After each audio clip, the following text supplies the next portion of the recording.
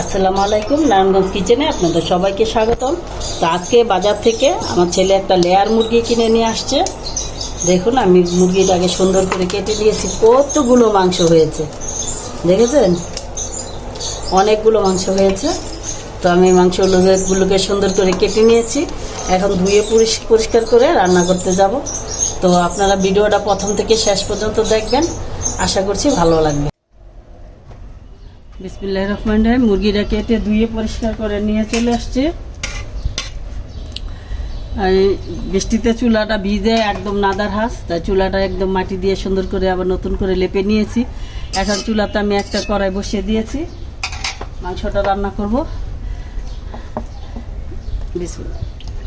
তো তেল দিয়ে দিচ্ছি, রেগুলার রান্নার তেল। তেলটা গরম হয়ে গেছে। যেহেতু লেয়ার মুরগি একটু জোল জোল করবে, খিচুড়ি রান্না হবে খিচুড়ির সাথে, তো এই জন্য আমি কয়েকটা আলু দিব মাংসের সাথে। আলুগুলো ভেজে নিচ্ছি।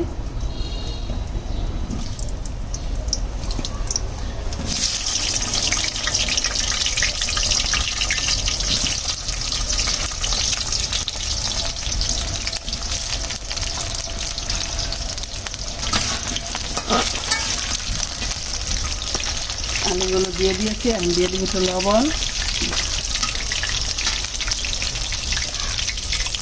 আর দিয়ে দিচ্ছি একটু হলুদের গুঁড়া।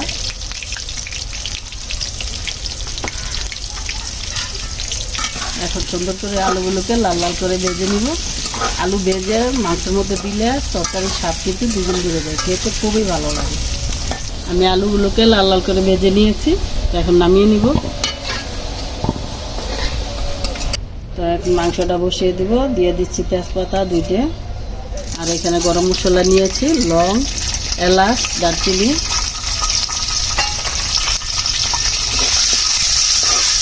গরম মশলাগুলো সুন্দর করে একটু তেলে ভেজে নিব, তাহলে মশলার যে ফ্লেভারটা আছে বের হবে। আরেকটু তেল দিয়ে দিচ্ছি, দিয়ে দিচ্ছি পেঁয়াজগুলো একটু বড় বড় করে কেটেছি। যেহেতু লেয়ার মুরগি একটু শক্ত থাকে, সেই জন্য আমি পেঁয়াজের সাইজটা একটু বড় করে দিয়েছি, যাতে তাড়াতাড়ি গলে না যায়।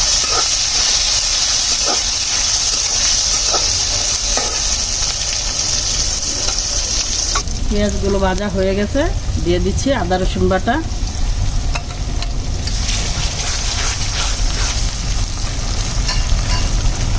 আজকে সব বাটা মশলা রান্না করবো তরকারিটা। দিয়ে দিচ্ছি ধনিয়া জিরা একসাথে বেটে দিয়েছি।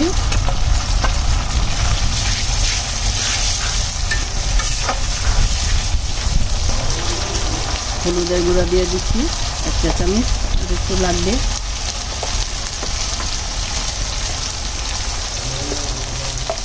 মরিচের গুঁড়া দিয়ে দিচ্ছি 2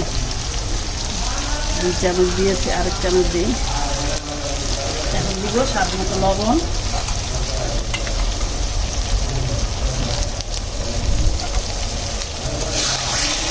দিয়ে মশলাটাকে সুন্দর করে কষিয়ে নিব।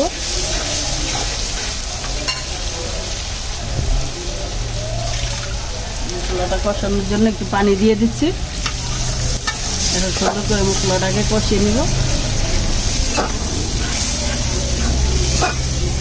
কষানো হয়ে গেছে, দেখুন মশলা থেকে তেল ছেড়ে দিয়েছে, একদম সুন্দর করে মশলা কষে নিয়েছি।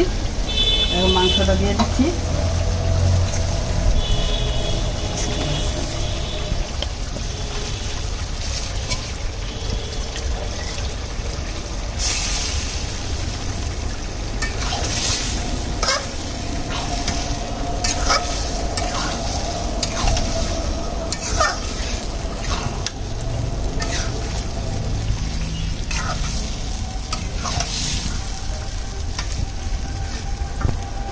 এখন দেখে রান্না করবো,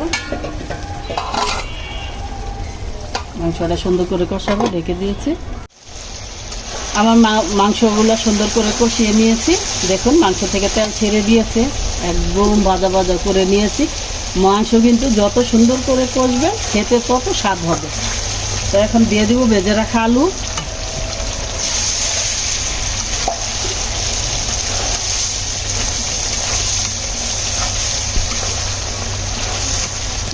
আলুগুলো দিয়ে আমি সুন্দর করে কষিয়ে নিয়েছি। এখন দিয়ে দিব পরিমাণ মতো জল, পরিমাণ মতো পানি দিয়ে দিব মাংস।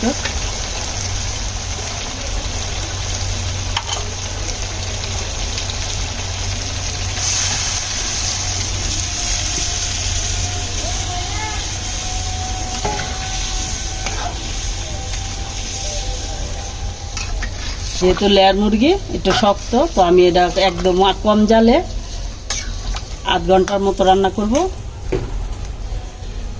ঢেকে এখন দিয়ে দিচ্ছি কয়েকটা কাঁচামরিচ।